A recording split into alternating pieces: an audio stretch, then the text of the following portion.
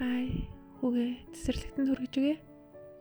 Ойрд гадаа халуун бөхчөм үгүй ойрд ч гэж тий юу.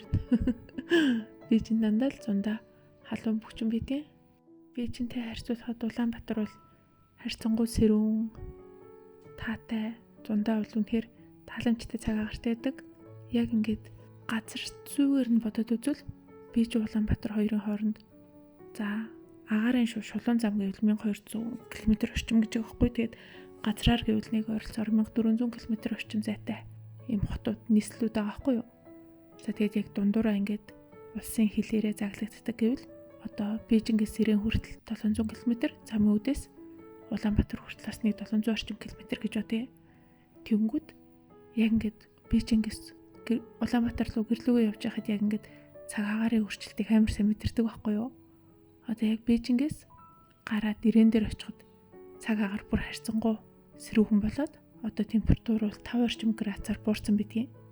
Тэгээд хил гараад тэгээд замын үдээс Улаанбаатар руу очихоор дахиад 5 градусаар буурчдээ. Тэгэхээр би ч Улаанбаатар хоёрын хооронд багтаа 10 градусын зөрүүтэй аз. Тэгэхээр бүр нэлийн зөрүүтэй. Та нар яг санаж байна уу? Багт нөгөө нэг манан будан зохиолыг уншдаг байхад нөгөө анхдугаар богд чавцандаа мутагт өндөргийн замнууд зургай одоо цаг төрийн өмнөний асуудлаар Бээжинд ирчихсэн шүү дээ. Тэгээд ямар бөхчөм халуун газар вэ? Их орондоо очиж сайхан цаг агаарыг сэрүүн салхийг ингээ мэдрэх юмсан гэж хүсдэг. Тэгэхээр бүр Бээжингийн халуун бөхчмийг угаасаа хизээнээсээ л монголчууд халуун бөхчм гэж үздэг байсан байгаа байхгүй юу? Тэр чи одоо хэдэн юм бэ?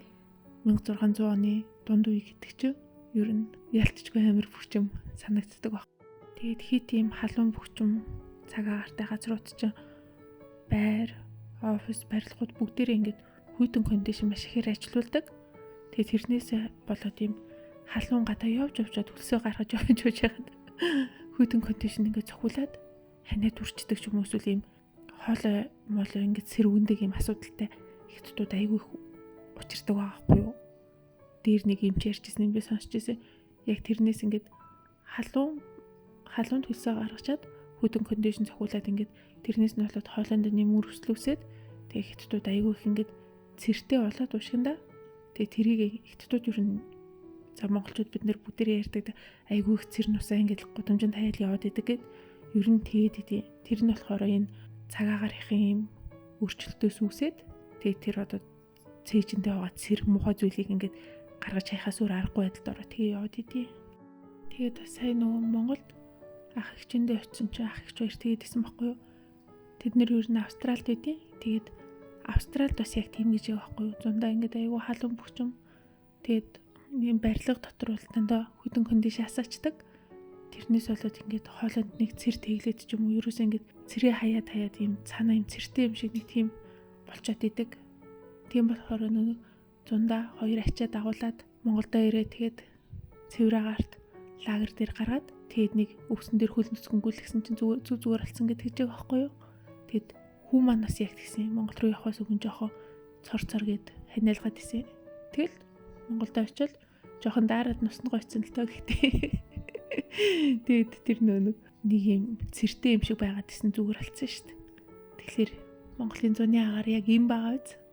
Сая хүүгээ цэцэрлэгээс нь авсан чинь хүүгийн нүд ингээд жоохон нуугдсан байсан байхгүй юу. Тэгэд би багшаас нь асуух гэснээ. За зүгээр унтаж цэрэл нуухалцсан билүү дээ. Нүрээ хуваагүй билүү дээ гэж бодоод тэг гэртээ ирээд ингээд ажиллаад исэн чинь нүднээс нь ингээд нуухын ингээд цэвэрлэхээр одоо баг 30 минутын дараа дахиад ингээд нуухтай болчихсон. За тэгсээр нь ингээд яг нүдэн захтанжуулаас юм байхгүй. Тэгээд өөр цэвэр авахгүй халуурч юм болсон юм байхгүй. Би тэгэд бүр гайхаад тэг интернетээс харсан чинь гадаа хит халуун байгаад тэгээд хүний дотор халуун ихсгэр бас ингээд хүнээс нуух гарах нь ихсчдэг гинэ. Тэгээд тэрнээс болсон болов уу гэж бодоод байж байна. Тэгээд хүүгийн нүдийг бактери эсрэг савнгаар угаад тэгээд бас нулимсны сүүн бөглөрч хөртөгчдөг гэхлээр нь бас цохиж уйлуулад тэгсэн чи гайгүй бөглөрөө байсан байгаа байхгүй юу.